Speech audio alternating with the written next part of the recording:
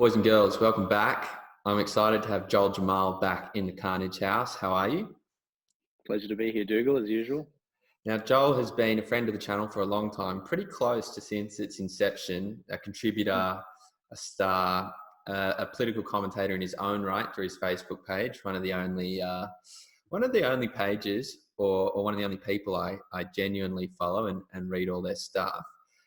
So I'm very happy to talk to Joel today, and it's going to be partly an interview, partly a catch up, and it's good to kind of get Joel back because I think there's probably a lot of people been missing you. Have you been missing the Carnage House audience? Oh, you know it, Dougal. You know it. I'm missing the boys, getting the band back together.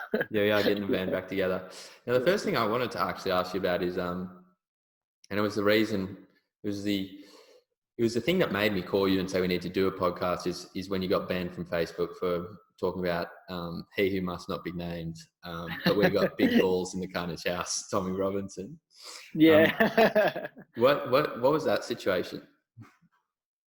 Well, basically, since Tommy Robinson has become a really controversial figure on Facebook, through his activism for a bunch of different reasons. For people who don't know who he is, do you want to give like 30 seconds on him? Yeah, sure. So Tommy Robinson, he's most well known for being a avidly outspoken about Islam and against Islam. So he's been very at the forefront of the political discussion on that area. He's read the Quran many times. He's able to cite it really well. Now he's been there have been a lot of smears against Tommy Robinson, but a lot of people don't know that he's actually been, I guess, kind of acquitted in the public eye because of people like Majid Nawaz, who's a former terrorist who actually started the first organization to de-radicalize terrorists. And he's done a bit of work with Tommy Robinson in the past and sort of helped Tommy sort of get a straighter line to tackling these issues really well without being as divisive. Now, but unfortunately, more recently, over the last year or so, Tommy's been jailed multiple times. He's been targeted by the police, and I use that word, advisedly. He has been targeted for a number of different things, and he's been found innocent for a bunch of things as well.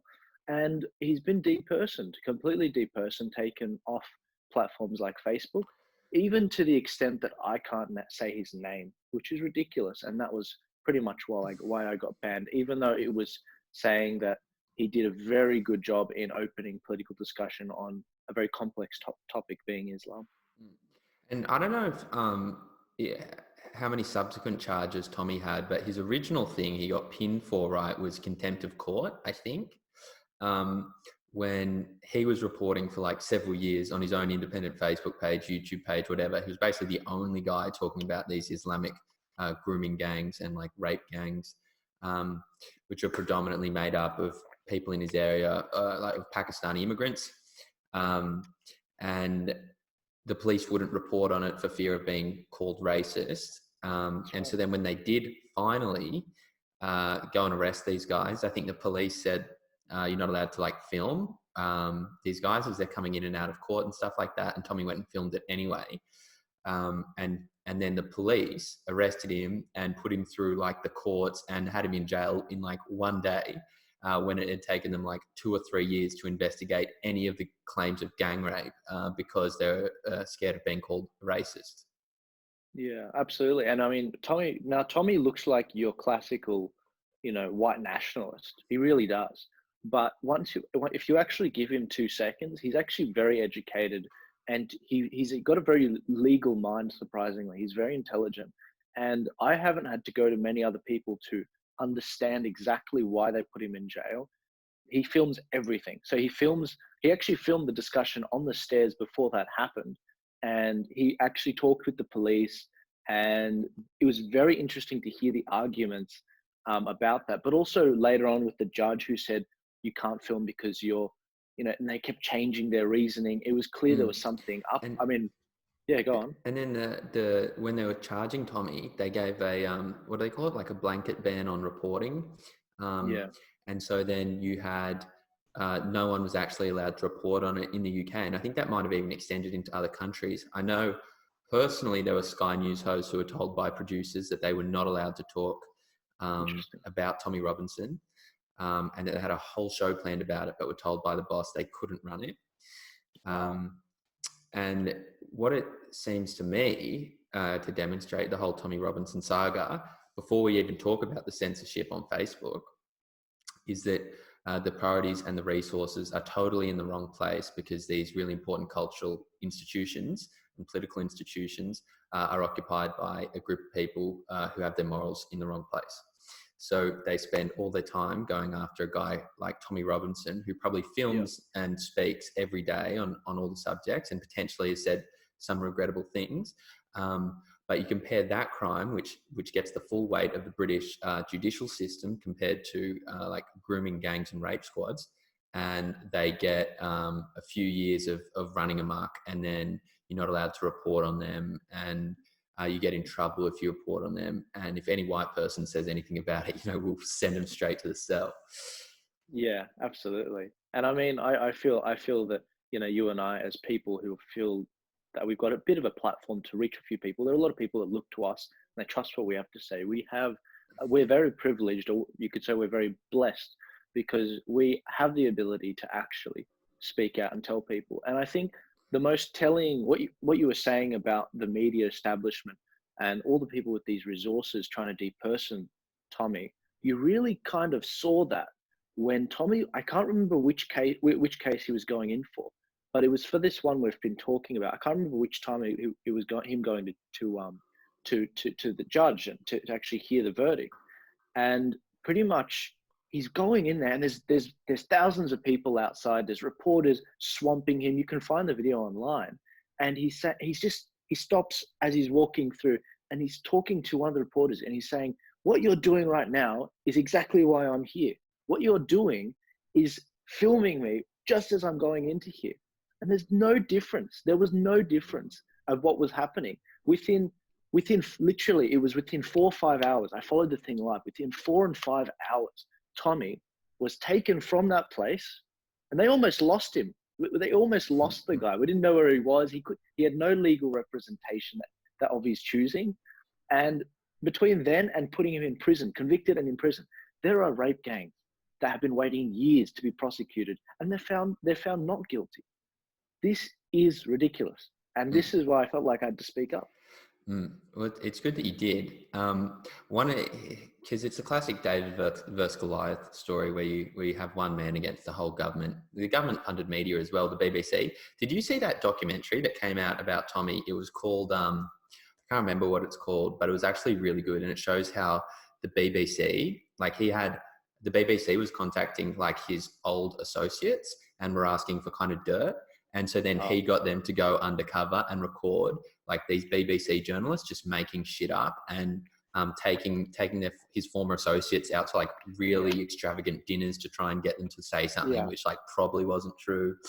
And he made that panodrama is what it's called. Panodrama. I did see that. That was hilarious. And from where I stand, I'd say that's enough reason to just totally defund the BBC, in my opinion.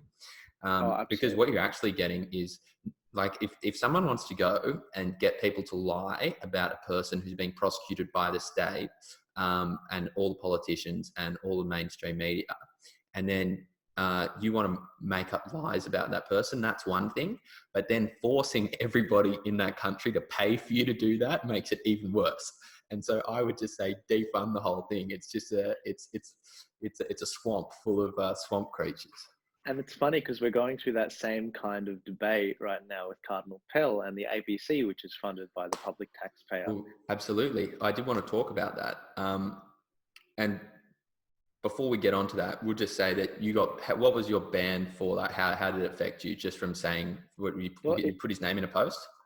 I put his name in the post. In short, the post was literally about, he was talking, I put up this video of him talking to this girl, this Muslim girl, and they were having a very civil dialogue. You'll actually learn something. So I'd encourage you to go and find it if possible. I'll send you the link. And I was just saying in the post, how great is it that Tommy Robinson is having this kind of dialogue? If you listen to him for 5 seconds, this is the kind of discussions he actually has. He's not a right-wing nut. And I said, I'll probably get banned for this. And then little do you know, I get banned. And it's like, well, lovely. But it's because steps in. Yeah, exactly. No, that was about preaching tolerance and discussing ideas, admirable things. Now, it was the fact that I used his name that I think that's what it was. The fact that I used his name. So I didn't get banned because I chose to delete those posts, because I would rather get back in and tell Facebook off than them just be like, oh, just 30 days off Facebook. Yeah. And so the way that, and I think the way that people get around it is by using like different letters and symbols so it doesn't get picked up by the algorithm. So they'll say like, they'll just use numbers and like symbols to try and show it's Tommy and not get picked up. But you can even still get picked up for that. This is the problem I have with it though. The reason why he's called Tommy Robinson, because it's not his real name, is because of stuff like this. It's because he's being threatened by Muslim. Yeah, he's had to move houses like a bunch of times. Many times. Did you see that time? There was a one on film where he just finished something. I don't even know if he just finished something, but anyway, he was walking back to his car in the car park. He's got his female camera person, and like 5 Antifa just come and jump them and just beat up him and the camera girl.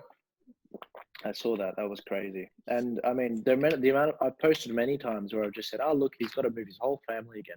You know, he can't film his kids because they'll be targeted. It's very dangerous. I mean, when he was in prison, the judge sent him to prison, the judge sent him to prison and said in his what do you call it, the verdict justification, that I understand there's a chance. I understand we're sending him to like a Muslim a prison with a significant Muslim population of radical Muslims that will try their best to kill Tommy, but he kind of had it coming. Is what was said. Did he say that? Oh my gosh! Which judge was that? I want to find out which judge that was. That's ridiculous. I wonder if there's any chance we could talk to Tommy, because like he's definitely not allowed on the mainstream media. It would be awesome to see if we could talk to him. Maybe I don't think we're big enough yet, but maybe we can talk to his best mate. What's his name? The one that's the same height in Australia. Avi, you mean? Avi, yeah, we can probably talk to Avi.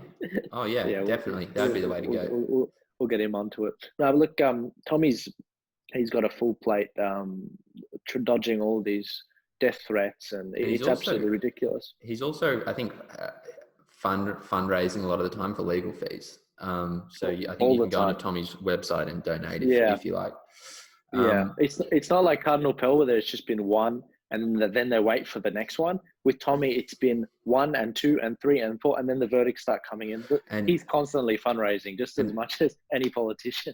And Pell is also super connected to like wealthy people. So even though the church didn't pay for his legal fees, like I think Tony Abbott and John Howard are both very close friends with him. I think it's definitely Tony Abbott and maybe John Howard too. And they were able to find a bunch of wealthy donors to fund his legal fees. So he was fine, I believe. But what was your reaction when let me ask you this. What was your take on it before he was found innocent by the High Court? Like, did you believe he was innocent? Of course. I watched the 5-hour live stream. It was a 5-hour live stream. I'm that guy. I watched it, and because what he was doing, he was out the front. He was live streaming it on Facebook, and I watched the whole thing. He was very reasonable. He was talking to the police. He was the one being flipped off. Because the judge that actually said that you were intimidating and you were making these rapists feel intimidated. Victims? No, not the victims. The rapists. He was making the rapists feel intimidated. That's what the judge said about him, and that wasn't true at all. They were swearing at him. It was just like, I don't care. I want these rapists to feel scared.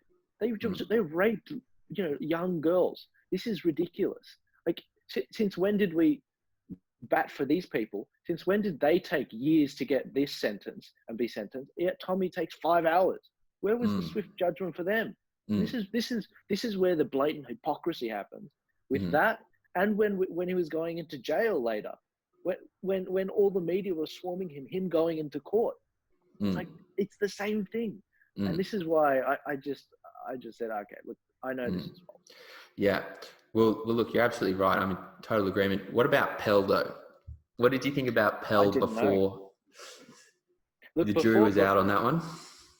Look, besides the case, before I started, the case came up, I thought the guy was an idiot, absolute idiot. I remember you said that in one of your posts. I looked at. I did, and I meant it. I mean, I used to watch a lot of Q&A when I was younger, in high school, and in 2013, I remember this vividly, because for those of you that can't tell from my eyebrows, I'm Lebanese and I'm Syrian. And my mum's a Maronite Christian, and for those of you that don't know, it's like the Middle Eastern version. I was thinking your eyebrows were looking clean. Did you get them done, Joel? I do them myself, mate. You gotta nice. Quarantine. You gotta all the beauticians are closed down, mate. You gotta you can't drop the ball. But I'm a Maronite from my mum's side, and I'm an Syrian Orthodox from my dad's side. So with the Maronite side, my mum's side, there's a very strong Catholic streak in there. They're very similar. Now, I had so many relatives say, what the hell did Cardinal Pell just say on Q&A? This is 2013. He was debating Richard Dawkins? He was debating Richard Dawkins, the one that wrote The God Delusion. Yeah. And, he gets asked about Adam and Eve, and he just says he thinks it didn't happen. It wasn't real. And any Catholic, any Maronite that heard that night, that just said, who the hell is this guy? Now, from that point, I genuinely thought he was just an idiot, complete idiot. I mean, he had to completely ignore the genealogy of Jesus that came from Adam and Eve. It just blew my mind that this guy had said that, and he's the head of the Catholic Church in Australia, and later on he became, the third in command in the Vatican, third to the Pope. So you think Jesus, Adam and Eve was real? Yeah, absolutely. Yeah, we're even told where the Garden of Eden was. It was between three rivers, and this is the hilarious thing, that this guy was on TV, and the years he'd studied. But that was what I thought of him before the case. Now, during the case, as it was going on, before the High Court thing, I kept tabs on it. I followed it from afar. I watched a lot of John Macaulay's posts. He was very avid supporter of him. John Macaulay worked very hard in the Australian Conservatives in the last few elections, and John, he was batting for Pell. So I always kept the sort of an ear open. But I'll be honest with you, I've heard so many different cases of priests mucking up, both Maronite and Catholic. I was very skeptical, so I don't think I had a bias. I want to bat for this guy. I really don't. And then, I purposely didn't comment on it because I just felt like it didn't seem concluded yet. It didn't seem. I felt like I don't know if you've looked at this, Dougal. I don't know if you've ever had to do jury duty before. I haven't, but I've talked to people that have had to do it, and it's very strict. Like you cannot know the person that has actually, there can be it's got to be completely impartial. And they go through a very vigorous testing months before this happens. And even once you do the jury duty, you actually have to be separated. You get put up in a hotel. They pay for everything. You can't talk to anyone. You're barely allowed to go out. You're not allowed to read the news. Sometimes not allowed access to the internet. How did they do that for these people for this case and Cardinal Pell? Find people that don't know Cardinal Pell.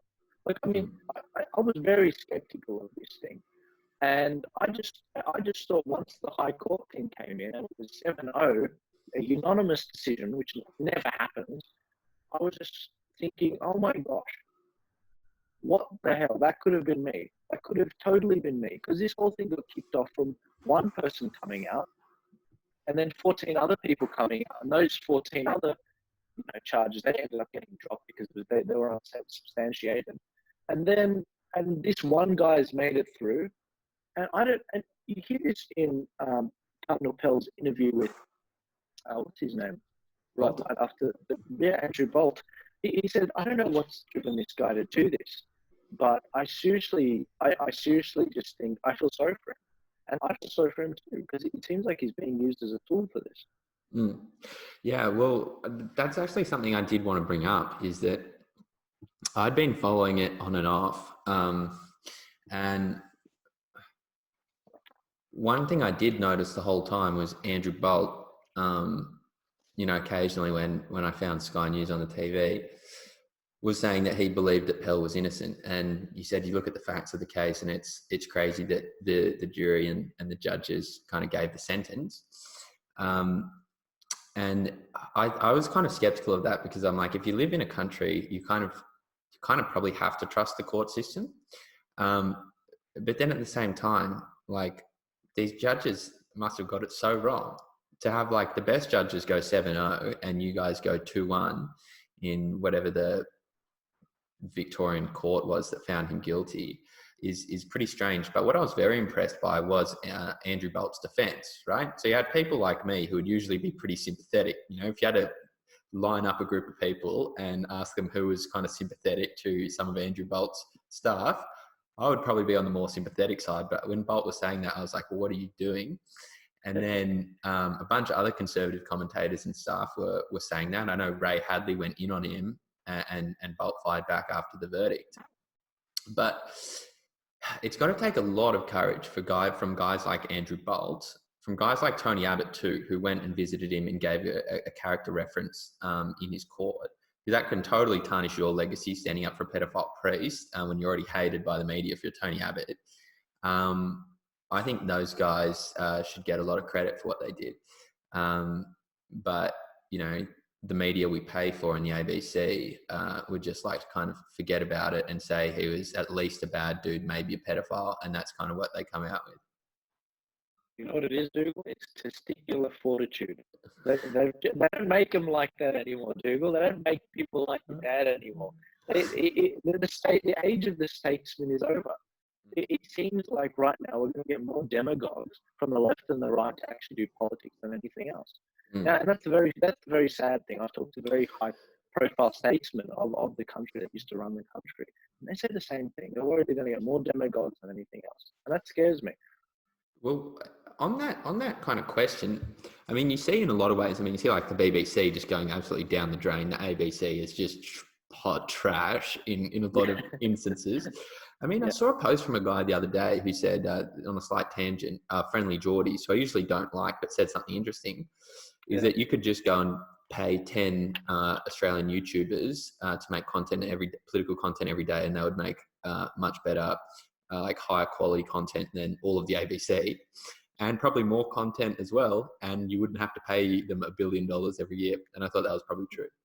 I heard a better one, if you don't mind me interrupting. A dog gets more information from sniffing another dog's ass than you'll learn from a whole year of listening to the ABC. Probably, it might be true. That might be true. I haven't tried, Google. I haven't tried. Well, there's first time for everything. But I forgot what I was going to say there, but it was a worthy line, a worthy detour, I think, that we took. Sorry, Dougal. Well, that's all right. So I think Pell gets some points, Bolt gets some points, Abbott gets some points. What I was going to say is that, like, it's easy when you see like the BBC, you go like produce crap, or the ABC produce crap, or like universities start putting in like speech codes and stuff, and you get hate speech laws at like the federal level. You get like diversity quotas in big businesses and on corporate boards and in the government and stuff. I think it's very easy, and there's obviously a great case for it to be like, all right, the culture's falling down, and it very well might be. But I think that kind of gets decided by kind of what happens next, what happens in the next 10, 15, 25 years. And I think that can happen, right? The culture goes down the drain. Everyone is just judged on their identity. The state takes control of everything and probably doesn't understand economics. The whole thing caves in. On the other hand, you can kind of take this kind of maybe Jordan Peterson angle or Jordan Peterson lens, where actually what these infringements on liberty, personal liberty, kind of freedom of speech, and these kind of traditional principles that we've held, what the encroachment on them does is create like an introspection where everyone actually has to sit down and think about why it is in fact that we held those beliefs in the first place, and why are they still important, and if so, how is it that we go about retaining them against the kind of blitzkrieg from the progressive left. And I think there's absolutely a chance that people like you and me, like I reckon there's a fairly good chance that if the culture wasn't, if we weren't in this situation, like politically, let's say, culturally, you and me wouldn't be doing this. We'd be going and doing other stuff. But it's because we kind of feel like we probably shouldn't be doing it. Like we're not, neither are study politics, No, like at university or anything. But we just do it because we think we actually know a lot of the stuff that the most mainstream people don't get. And what happens, in my view, is that there's an alternative universe, an alternative scenario where you have this kind of cultural introspection, and we come out of it realizing why we believe the things that we've previously just accepted at face value. And I think that could actually create a much stronger country and a much stronger culture and a much stronger political system. And if that is the case, and we've got people like you and me and all of our friends are keeping watch of that, even guys like Daniel on the left, even just keeping track of, trying to inject some honesty into the conversation, I think it could actually turn out to be, a really positive thing. Oh, but Dougal, this is the funny thing. I watched a few weeks ago a conversation between Douglas Murray and John Anderson, our former Deputy Prime Minister in the Howard government, and there was this very hilarious moment where John, John's a statesman, and he's just like, it just seems like the left, the radical left, and those touting, divisive politics. It's not about getting to a solution and the truth. It's about causing division. And Douglas Murray is just like, what if that's the point? And then John just looks kind of stunned, and then he says, what if that's the point? And I put that video on my Facebook. I thought it was hilarious because there's this moment, there's this epiphany in John's eyes. It's like, oh my gosh, these people are trying to destroy the country. And I think that's what it's genuinely born out of, Google, this postmodernism, Marxist, ideology. It's really trying to push the idea that this country, America, Australia, all the Western countries, the UK, they are incredibly racist. They're incredibly privileged, and they have raped and pillaged the world, and the rest of the world is the noble savage. Well, let me tell you something. You can tell that I'm the child of immigrants because I love this country. And that's the funny thing, because my parents come from overseas. They've seen what the world's like. They've seen people die, and they don't want it. That's why they moved here. I often ask my parents, why the hell did you pick Australia? Like, it's on the other side of the globe. Why did you pick it? And they said, for that reason. It's on the other side of the globe. We wanted to get as far away as possible because it is an unpleasant world out there. And we're incredibly privileged. I use the word blessed because I think it's the same thing, but the left have a Holden language. And they're very good at it. But people like Nigel Farage have learned to take it back. And anyway. No, look, you're absolutely right. And I think it's important. I can understand the argument that gets put forward, as far as I can tell, is that it's not fair for you to have something if other people don't, particularly if you've acquired it in an immoral way. Therefore, if you can't lift the other person up, you just tear it down, right? And the nature of economics, the nature of building stable countries is that they don't all progress at the same rate or at the same time, but they will all progress should you give people, let's say, freedom. You empower them through like some education. But what that creates is inequality, right? Because when you treat people the same way, because people are different, they will have different outcomes. Now, the only time you can have the same outcomes is when you treat people who are naturally differently, right? So the only time you get the same outcomes is when you treat people differently. The only time where you get different outcomes is when you treat people the same. And when you're trying to not discriminate or give people individual rights or give people the freedom to control their own lives, give people the freedom to control the country through, democracy, and control their economics through capitalism, control, let's say the legal system through, innocent until proven guilty, then what you're going to create is different outcomes, right? Because people are different. They have different life experiences. They're different at birth. They're different from a range of characteristics. But that's also the beauty, right? Is because if everything is the same, it's boring and it sucks. I mean, when everyone is equally miserable at the bread shop with a line that goes 100 meters down the road in the Soviet bloc, no one's having fun then, right? No one's having fun when you're all equally miserable after you've eaten all your pets in Venezuela and now there's literally nothing left to eat, right? You're looking for something to eat after all the pets are eaten, right? That's equality. Yeah. That's equality. It's just equality of misery.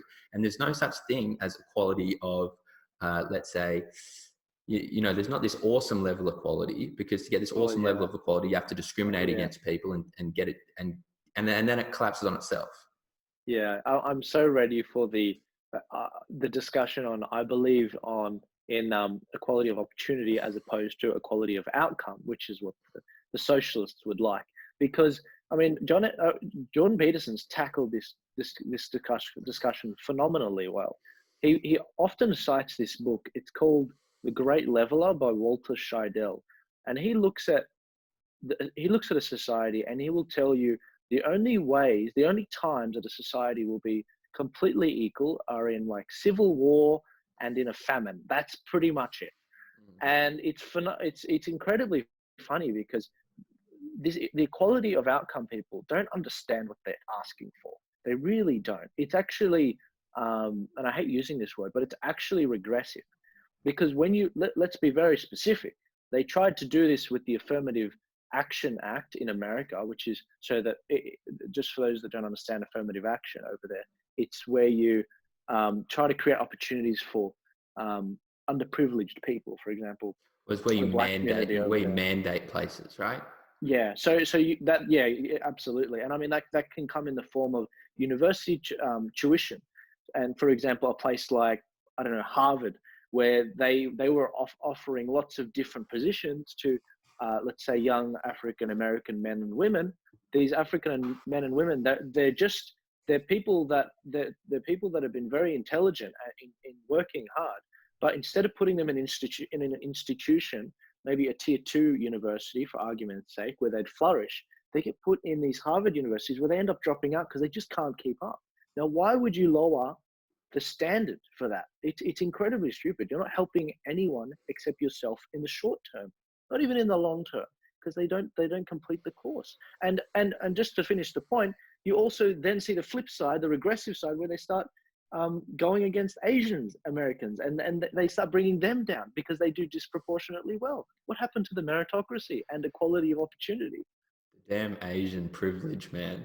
I mean, it's not like they put in like 1 million hours of work to get in university compared to, they should be discriminated against, right? Like they've been thrown out of the club just like the Jews were. The Jews used to be very strong members of the sort of progressive left until they started becoming successful, and then everyone just said, oh, I guess they're not successful anymore. The Chinese are next. Well, can I tell you, if the Jews actually had enough people where there weren't just like Chinese people, right? Smart Chinese people. There's going to be so many smart Chinese people that want to get into Harvard. But there's probably not that many, just like on a numbers basis, there's probably just not as many Jews. And there's a good chance that if there were as many Jews as there were Chinese people, they would be on getting discriminated left, right, and center as well. I think you probably want to avoid the IQ discussion, but the Jews are at the top. The Jews are right there. They are Ashkenazi Jews. They are, and that's another thing Jordan Peterson's talked about. They're the smartest. They're the smartest, and I think what it is it's just a lack of understanding of how the world works, and that there's a step ahead of the first feeling good step, and that second step is very bad. It's very bad if you think about it for more than 2 seconds. But this is why people become more conservative as they get older, because they've seen more stuff, and that's why there is, like you said, there's wisdom in listening to people. There's wisdom in, taking the time to understand exactly what a concept is and listening to your elders. There's ancient wisdom there. Yeah, absolutely, man. Let me have a look. I've got a couple more things I wanted to ask you about now. I'm getting caught up on my words. I've got about 4 different things I want to say. I've got all these operators behind me. I wanted to avoid talking about coronavirus. I'm going to hold it off if we can, because I'm pretty much bored up to the neck with it. But if we if we want to touch on it, there's a few new things we can talk about in terms of WHO and stuff. But first, I want to ask you about something I saw on your Facebook page. You shared a petition about this kid from University of Queensland, Drew Pavlo, who might be getting expelled from University of Queensland, and there was a petition to kind of get behind him. And you shared that. I just wanted to ask you about who is the guy? Well, he's a relatively progressive person on the left, and I think he'd vote Bernie if he was in America. But one thing he's a strong advocate for is liberty and freedom, and especially batting for Taiwan and Hong Kong, and it seems like he bats for the downtrodden, that's for sure. And I think don't like it. The CCP don't like it at all, and it seems like they've cracked the whip in that university, and because a lot of foreign students go there, they can throw that weight around. Yeah. And look, I just saw it, and I saw it in an article that actually John Anderson shared, and I thought, oh, okay, there's something going on here. This is a fellow young Australian standing up for free speech and true principles of liberals of the left. And so I've actually reached out to him, and I hope to have a discussion with him relatively soon to see if I can help him in any way, because that's one thing conservatives are very good at. It's consolidating around common ideas. And I think this guy's got a lot in common with me and my core values. Well, it's good, man. I didn't realize he was progressive, and I think that's a good demonstration of your political principles in action, Joel, is to help people on the other side who actually you're more allied with than, maybe people who would typically be regarded as conservative, let's say. Exactly. Well, it goes back to the Tommy Robinson thing. If I'm not willing to die for your speech, then who's going to fight for my speech if I'm the last one left? No one, because I didn't bat for everyone else. Well, this is this is a story I've told a couple of times, and I always do not know the name of the main character, but I'm going to tell it anyway because I think it's a good story. So anyway, there was a guy, and he was the now I've gotten an extra detail, but anyway, so there's this guy. I've got a feeling in the back of my mind he may have been the president, but he also might have been a normal person of one of the Soviet bloc countries. I think it was Yugoslavia, or maybe like Czechoslovakia or something, right? And anyway, so there was this narrative that all over the Soviet bloc was basically the only political language you could talk was like the language of class warfare, the language of revolutionary communism, the language of, let's say, like working class, Marxism, whatever. And what happened was, of course, anyone who, you could get arrested for making a joke for you could get arrested for saying or criticizing, whichever leader of your country or of Soviet Union or whoever. And so people always had to watch what they were saying, particularly any, free thinkers. And what actually happened was they developed a second layer of communication underneath this kind of formal level of communist political language. There was actually a second level of language that developed within the culture underneath, and that was the language of jokes, of sarcastic jokes in particular. And what it represented was that you weren't disagreeing on surface level with anything that was, the propaganda was coming out, but all your friends would know exactly what it means. And you don't want to be there. You don't want to be there because, look, that's really the end of the story. And I was going to think of a conclusion, but I thought it was relevant and I thought it was a good story. And I promise next time I tell it, I'll find out who it was. I see what you mean. And I think that that's actually a warning that I've often given to lefties trying to shut down speech, I say, hang on a sec. If you shut this down, because I'm conservative, but I'm not, radical right wing. If I Mm, can't see what the radical right wingers are saying, I can't shut it down. I mm, am your best tool with shutting down radical right wingers. But mm. there have been a lot of conspiracy theories with this COVID-19 stuff, and Oh, I yeah. have been right at the front saying, hang on a sec, hang on. Let's look at the facts because this doesn't add up. I think that, especially with conspiracy theories, I think a lot of people, they fall into this trap. And I hate to say this, but especially, people who look at the world in a very simple way, and they try to paint the world in a broad brush, and they don't see the world in a very high definition way because perhaps they're too busy, and that's fine. But what they do is they spread this misinformation, and I hate it because the more people that sign on to this, it just becomes this. Mm, That's how disasters happen, mm. really. I mean, we've got to be very critical in this age of misinformation, because you tell me what an official source is, because God knows it's not CNN. Yeah. Just as Elon Musk said, one of the most surprising things I've seen is that CNN is still alive. Yeah, yeah, exactly. Anyway, Well, one of the things about conspiracy theories is that they often turn out to be true, right? So absolutely. Alex Jones would not be around if a lot of InfoWars conspiracies weren't true. Like you look at the Yeah. takedown of high-profile child molesters in the past couple of years, which is something Alex has been talking about for like 5 years, of like the pedophile ring within like Hollywood and political elites. And then you see what's happening to Epstein, all the people that have been on that damn plane to the underage sex island.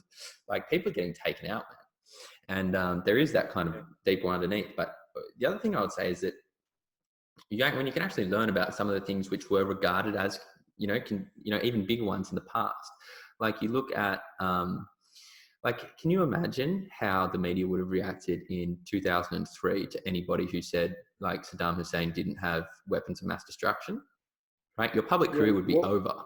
no, we know what happened. We saw heaps of people. They actually ended up getting labeled unpatriotic. Mm, They started saying a terrorist sympathizer. We know what happened, and mm. I'm glad the American people learned from that mistake. Yeah, well, I hope so because we've been pretty close to war with Iran a few times recently. But I mean, you even look at past ones, right? So when there's some so there's a city in China called Nanjing, and in World War II, Japanese invaded China, and there was something called the Massacre of Nanjing, also called the Rape of Nanjing.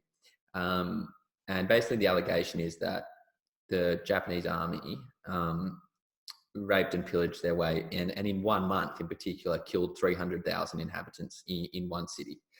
Um, and if you go, it's regarded as one of the best museums in the world, the Nanjing Massacre Museum, because the museum is actually built on top of the skeletons of like these mass burials. So you go in and you learn a bunch of stuff in the museum, and then you keep walking around, and then it takes you through where you can see all the skeletons underneath, right?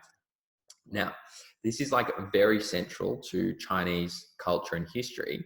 And one of the reasons why Chinese turned to communism instead of capitalism and its implications with free trade is because they felt like they got smashed so many times by other countries, other imperial countries, right?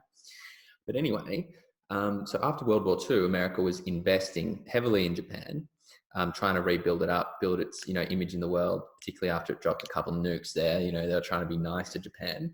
And so while Yeah. Japan totally denied the rape of Nanjing, America also regarded the rape of Nanjing as a conspiracy theory. I mean, even in Japan today, it gets like a small paragraph in a Japanese history book about like unproven allegation or whatever they say.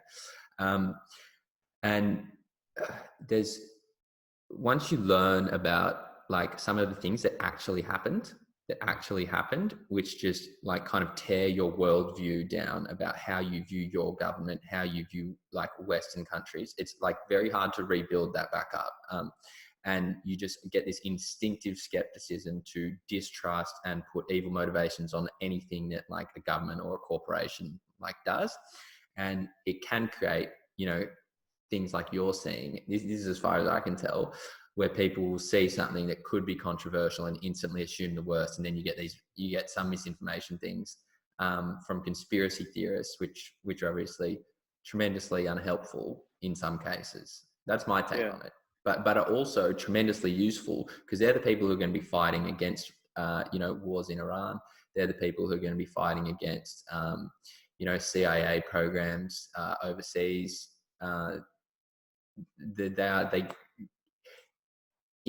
I think it would be very helpful. Like, this is one thing I've thought about doing, and I hopefully will do at some stage, is to do like 5 key like conspiracies,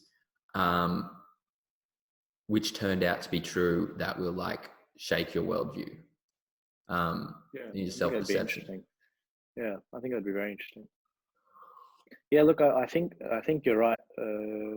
We've got to, and this is my point.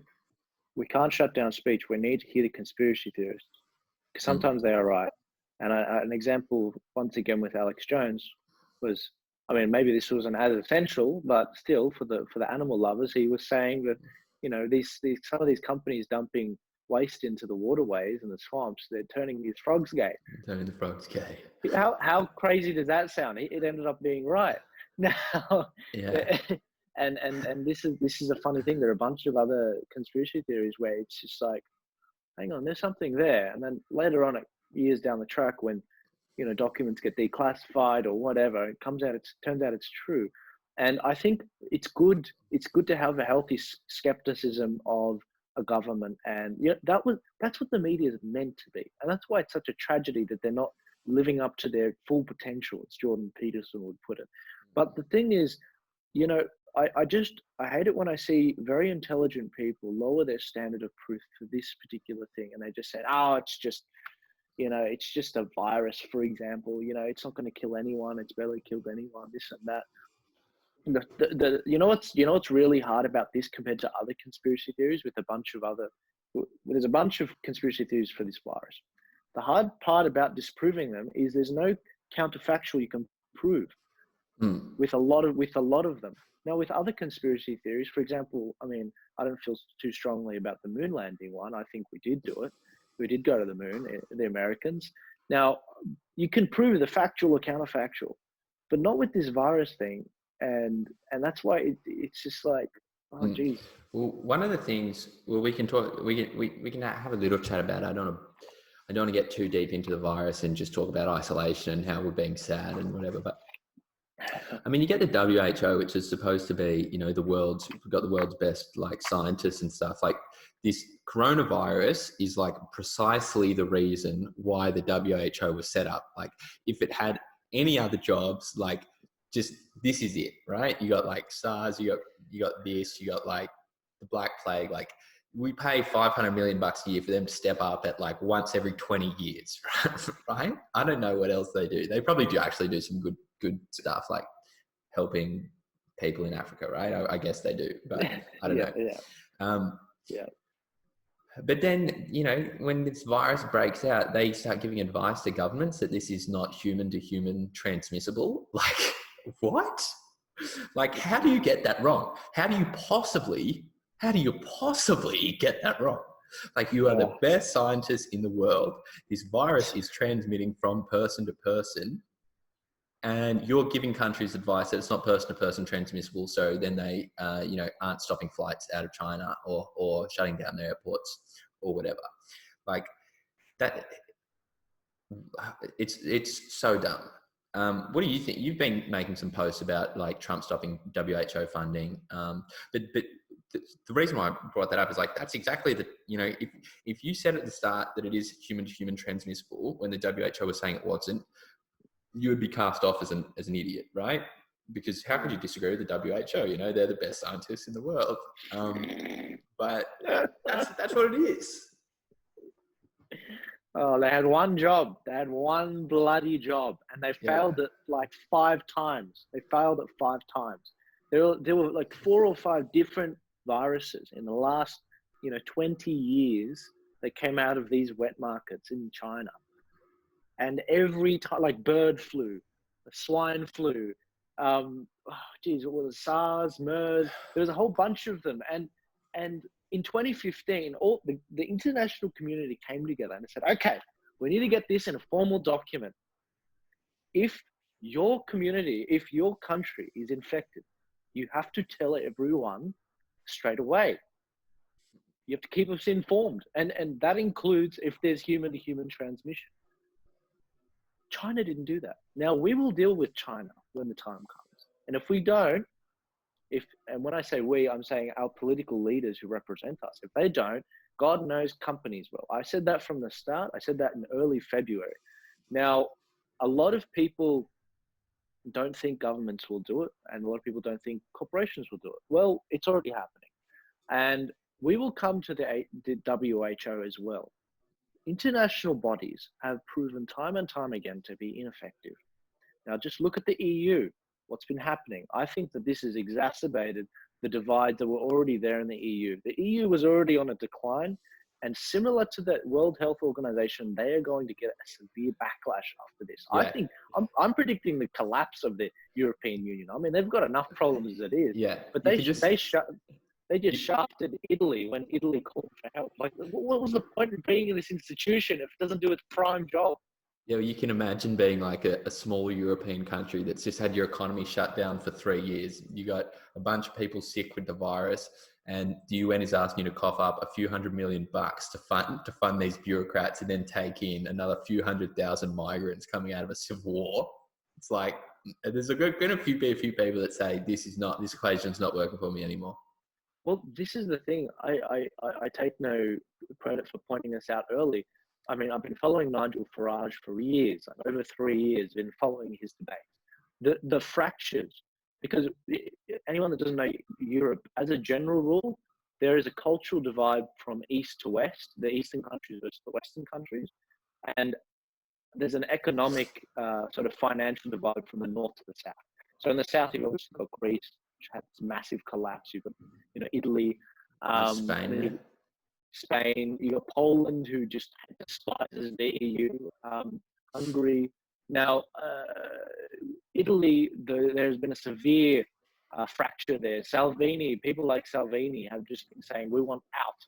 The UK leaving the European Union was it was a major crack. It was a major crack in the European Union. And in terms of the financial hole it left, massive. It means that they can't fund the bureaucracy. Now, Italy will leave. We've known that for a while, but it'll leave a lot sooner.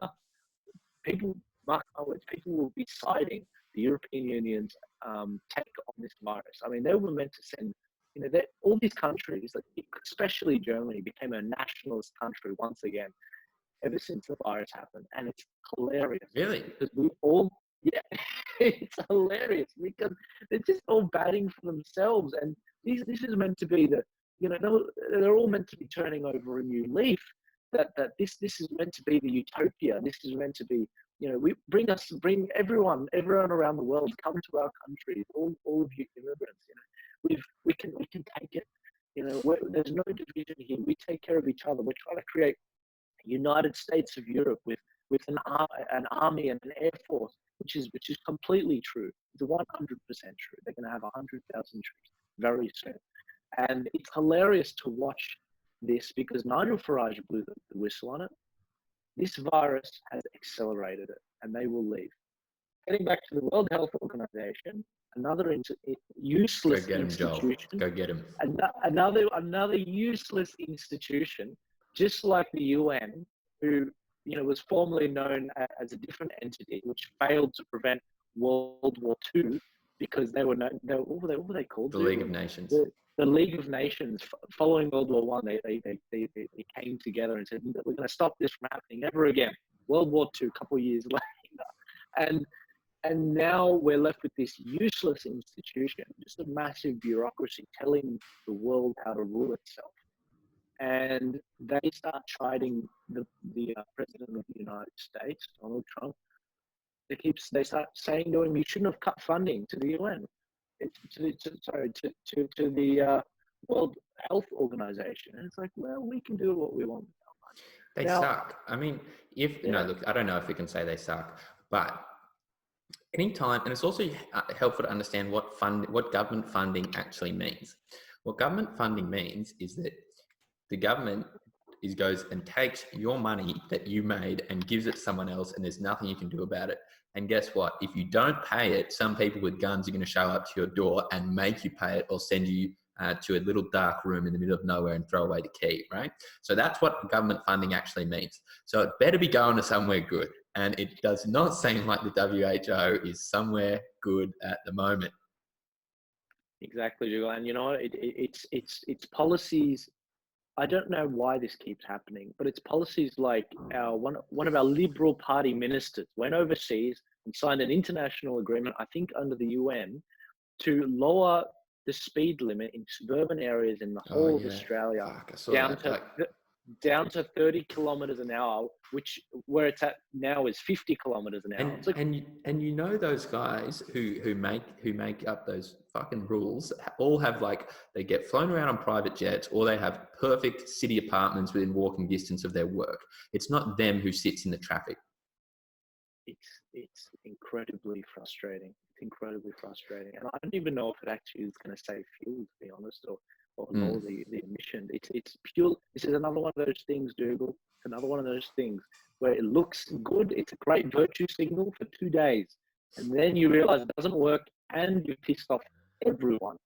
There is, like, that would be like banning barbecues or something, like putting the speed limit down to like 30 k's. Like, there's a level of shit which, like, the average Australian is willing to put up with. Once you go across it, that's when you get involved. People get involved, and that's exactly the type of shit they won't put up with. Like limiting alcohol. You know, they tried to get rid of outdoor barbecues once upon a time, a few years ago. The shit hit the fan. People were like, "No bloody way!" Like, not barbecues. They tried to ban, like, the open fire sort of, heat bead sort of fire, and people were not having a bar of it, especially the Arabs. There is no freaking way.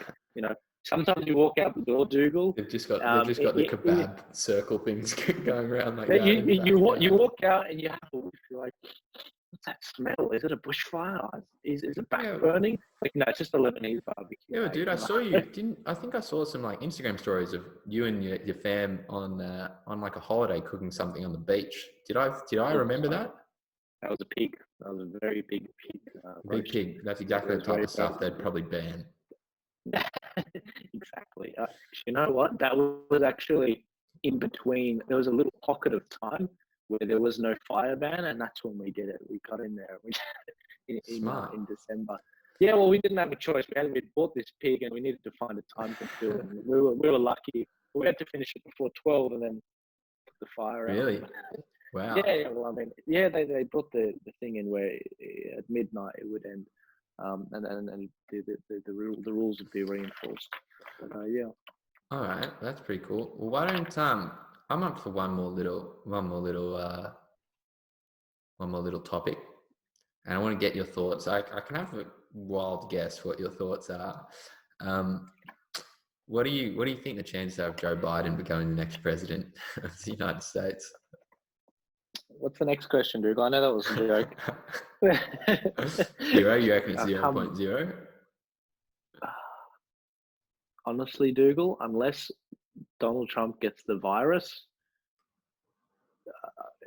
I mean, I didn't even know who else is going to be who else is going to be president. I mean, Joe Biden. I was, my thoughts on this. I was batting for Bernie. I wanted a classic socialism versus capitalism debate, so to kill socialism once and for all. It would have been the great meme war between the left and the right. That would have been Q Duel of the Fates. That's what it would have been. It would have been phenomenal. And it would have been populist against populist. It would have been amazing. And the debate would have been phenomenal. I mean, old Bernie going, healthcare is a human right. And Donald Trump is saying, Trump's crazy old Bernie. Or something, yeah. They're communists. Now, it didn't happen. They shafted Bernie again. And Bernie actually shafted his own supporters as well. Rather than endorsing Joe. In there. By endorsing Joe and just forgetting everything. To be fair, so did Tulsi. That was a big disappointment from Tulsi. Tulsi, I'm telling you now, you're done messed up, girl. You're done messed up. It's hard to come back from that when you have such, like, when you have fucking me, who's like a pretty free market, like, libertarian type of guy supporting you in the Democratic Party, I mean, you've got some juice in that campaign, and you've got some actual people who like you. And not politicians don't often have that. They usually just scrape by, and people vote based on the party, and then they just end up waltzing in there every time. But people liked her, and there's a lot of people who are like, that's a blot on your record. She better cut that crap out, because I have high hopes for her. She is meant to run in 2024 against Dan Crenshaw. That's what's meant to happen in my mind. Then, or AOC maybe. But Yang did it as well. He endorsed Joe when Bernie was still running. Yang screwed up a few times. Yeah. But anyway, here's what I'm thinking. Here's what some of my friends in America are saying to me, and they're not like they're not super political, but they're smart guys.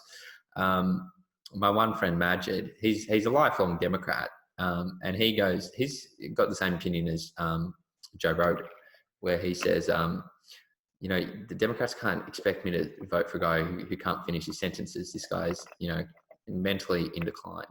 Not to mention he's corrupt as hell from that Ukraine investigation and started a few wars we didn't need to start, right? He's a deeply flawed candidate. So what he thinks they're going to do, and I tell you what, knowing I would not be surprised if this happens, Biden secures the nomination. Biden has no idea. He probably doesn't even know he secured the nomination. And then they put someone else up. And who would they put up? I've got a few ideas. One is Hillary. But I reckon there's probably Hillary's people who are fighting for it in the Democratic Party now. And there's all these Democrats who wouldn't want it. But you know who I think? Michelle Obama. So Michelle apparently is in talks right now with the Biden campaign. Rumors of like vice presidential, she'd be like the running mate on the ticket. But if you had Michelle Obama as the top and someone else, like that could be a popular ticket. People seem to like the Obamas for some reason. They're Barack's pretty cool, but he's not a very good president, in my opinion. What do you think about that? I think that Joe Biden, he's alluded to the fact that he's not going to pick a woman as his VP quite a few times. I think he's going to say that. He said a bunch of times that he would definitely pick a woman. I think he's walked that back, especially in the final debate he had with Bernie, and he said something about him going for a female for the SCOTUS, the Supreme Court nominee. Right. Instead, so to offset it, and particularly a woman of color. I think, you know what I think, Dougal? I think what we've got is what we've got, and people don't realize it yet. But he's going to use Joe Biden as Hillary Clinton of this round, and Joe Biden is going to do the same mistakes just as Hillary did. He's going to do the same mistakes. He's going to pick someone very moderate, a lot closer to the center, a corporate Democrat, and I think it's going to be a dude. I really do. And probably, odds are it's going to be a white dude. Not that it matters in my mind, but it does to them. And honestly, dude, I don't think it's going to bode well for him. I think it's going to end disastrously, and I think Donald Trump's going to do incredibly well. There was, in the lead up to this election, I've been calling a number of people talking about how I think this is exactly going to pan out, and I've gotten it 100%, except with the coronavirus thing, because that was unforeseen. I said from the beginning, Bernie is going to do so well in this. Bernie he got so many donations compared to Biden. His single donations were phenomenal. His numbers were phenomenal. It was way, way better. And his ground game was really good, really good. Joe Biden was just getting all these votes from people, just the name recognition. And all the black voters, who just like Barack. Yeah, exactly. And older people, they turn out. Whereas with Bernie, he was getting 80% of the vote below like 35. That they just don't come out in as many numbers as older people. And also he had a tough time because Liz Warren, who was probably fairly good chance to sell out the whole time, was just taking all of the like states that Bernie could have won in that. Was it Super Tuesday or something away from that Bernie? was a bloodbath. That was an absolute bloodbath. But look, I've been saying for a long time, this is exactly what's going to happen. It's going to be the same as 2016. The you want to know how the corporate Democrats are corporate Democrats? Once Bernie dropped out, the economy just shot up phenomenally. The stock market, it was phenomenal to watch. It happened multiple times.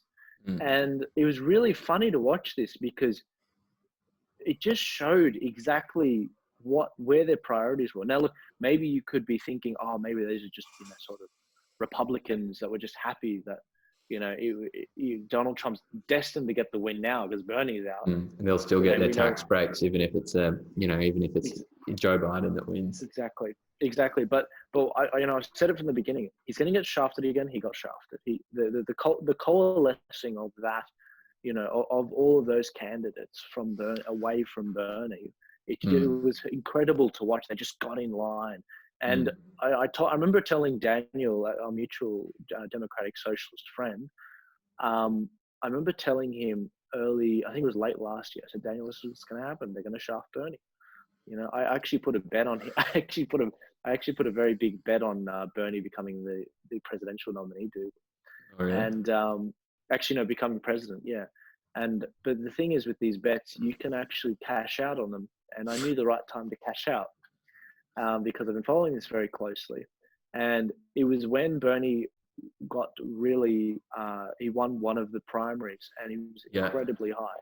Like South Carolina or something like that. Yeah, absolutely. And at that point, I'd made up a few $100s just from cashing out.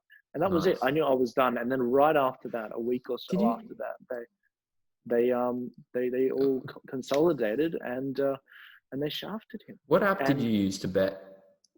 Sports bet. Bro, I put a bet on Liz Warren to be the Democrat nominee. I bet on her when she was at 21. She went down to like $1.80 and I was like, I should cash out, and I couldn't find a cash out button. I just assumed they didn't take cash outs. And so then I lost my bet. I would have won $1,000. Was it Democratic nominee? Yeah. Yeah, they didn't offer cash outs for that. That was purposely why I didn't do that. Oh, See, if you exactly, you're an expert. You're an expert.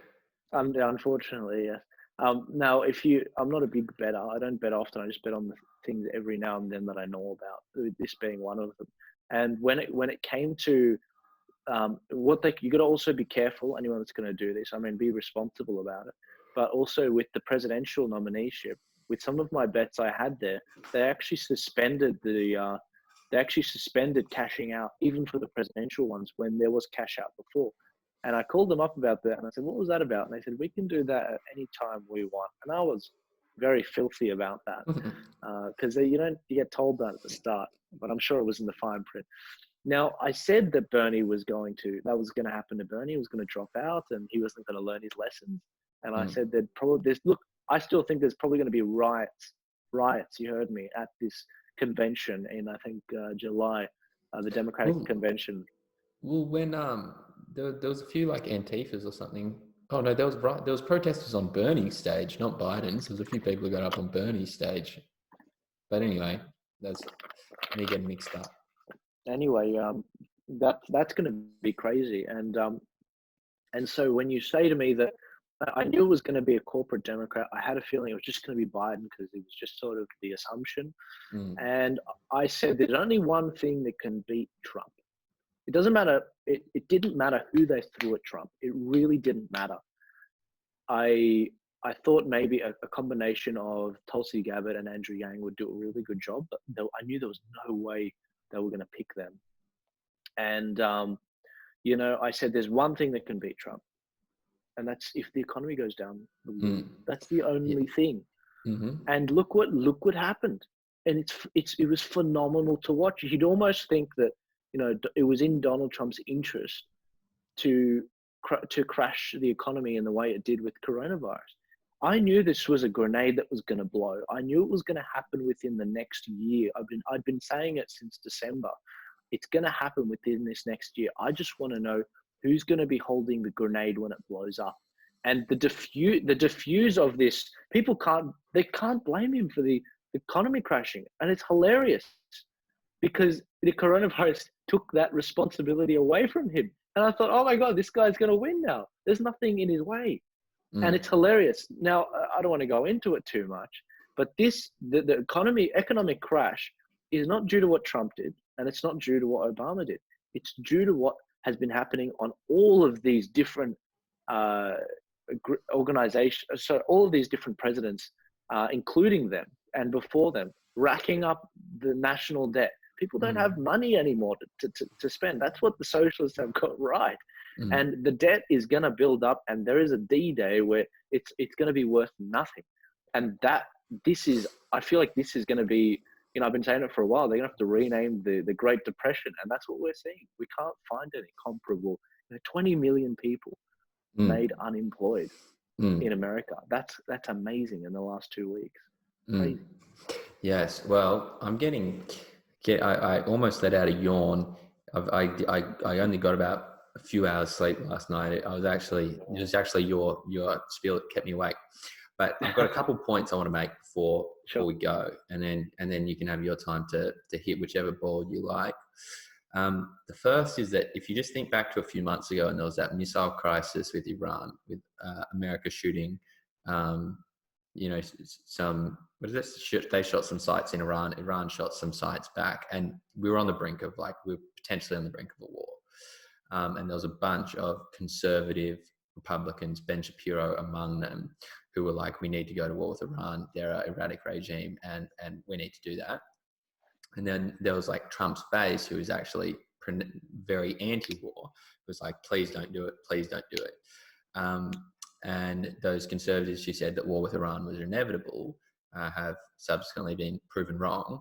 I mean, Iran's been one of the worst hit by the coronavirus, and even just delaying the war, maybe the war we should have done by several months is actually a really good outcome in itself. And I hope we can extend it out to forever.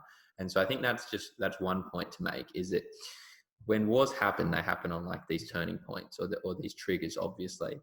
But there's also a whole series of triggers, of potential triggers, which actually never caused a war. And that Iran one was a potential to cause a war, but it didn't. And what happened was you had, in my mind, responsible state actors like Donald Trump who argued against it. And if you had Hillary Clinton in that place, they might not have done it.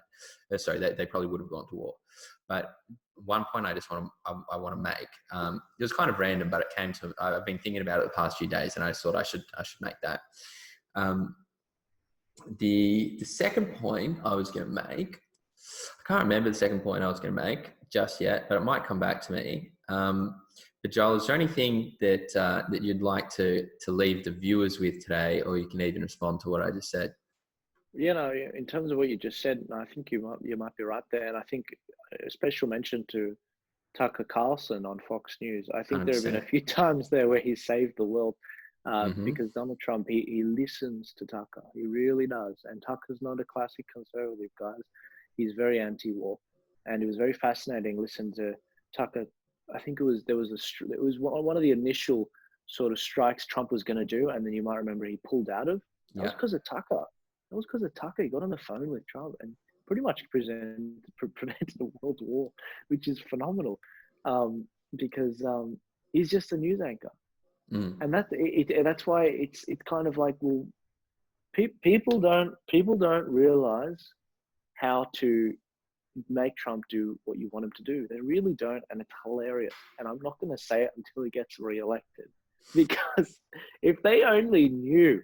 If the Democrats like Nancy Pelosi and Chuck Schumer only knew what to do, they would get so much. Trump has never been a Republican in his life.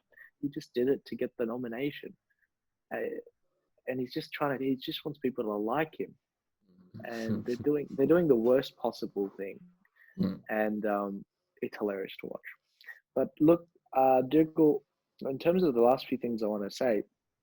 Now, as you know, I've been doing a lot of the religious freedom stuff this last year. Been working with our mutual friend, Dr. Con Cafetaris, and we've been talking with a number of and educating a number of different MPs and senators, and letting them know where we stand on the issue. the Australian Christian Alliance, and also where a bunch of different religions stand on it as well, Islam and a bunch of different other religions, and it's been phenomenal discussing that with them and seeing where things are going.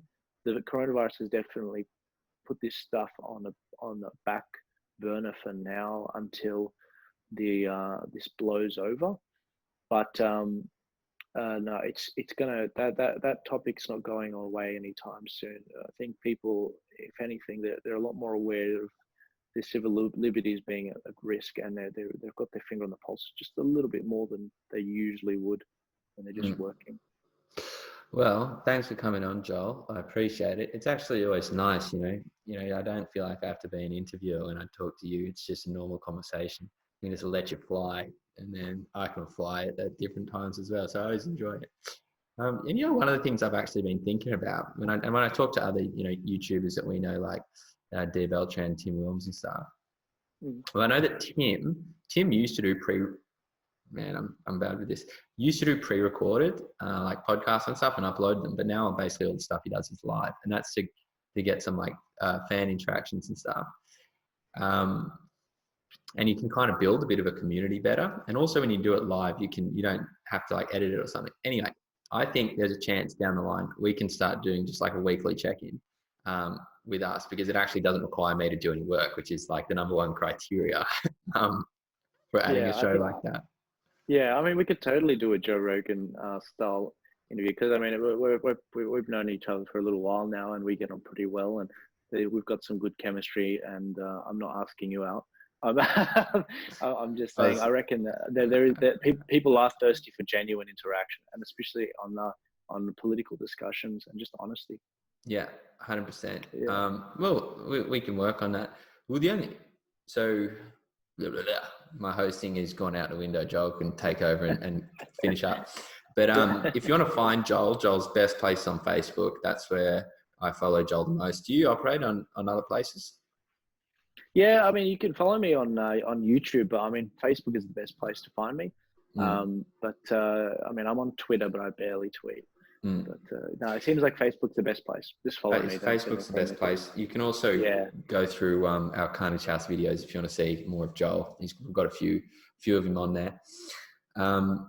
Cheers.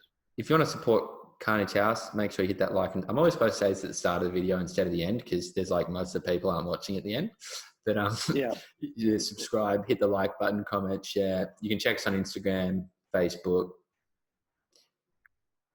Patreon. If you want to pay us some money, that would be great, but you don't have to, only if you really like us. Give us some money. We want the money. Now, these guys the Clintons have hundreds of millions of dollars from their foundation, and if we're going to fight them, we're going to need some funds. Mate, if you got to keep that physique, you guys need to eat. That's the biggest expense. But anyway. Oh man, I've been on a cart. I can't wait to show my race to 8 results. Actually, how about this, Joel? Remember when I was doing that race to 8? And so I had Alex, my older brother, and Jim Lee doing it, and we were all supposed to lose 8 kilos, right?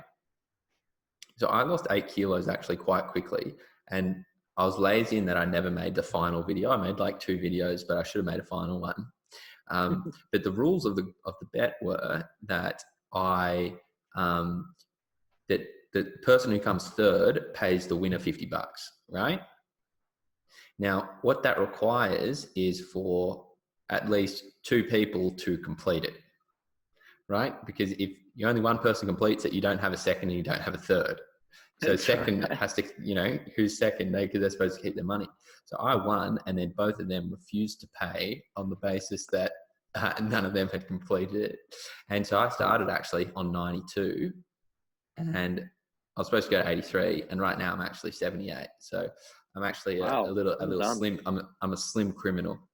That's it, man. Are you gonna bulk now? Like, are you creating a template or? Well, I actually did. I went from 92 to like 78, and then I did like a 6-month bulk back up to 84, and now I'm back down to 78, and I got 2 more kilos I want to lose. But that's awesome, man.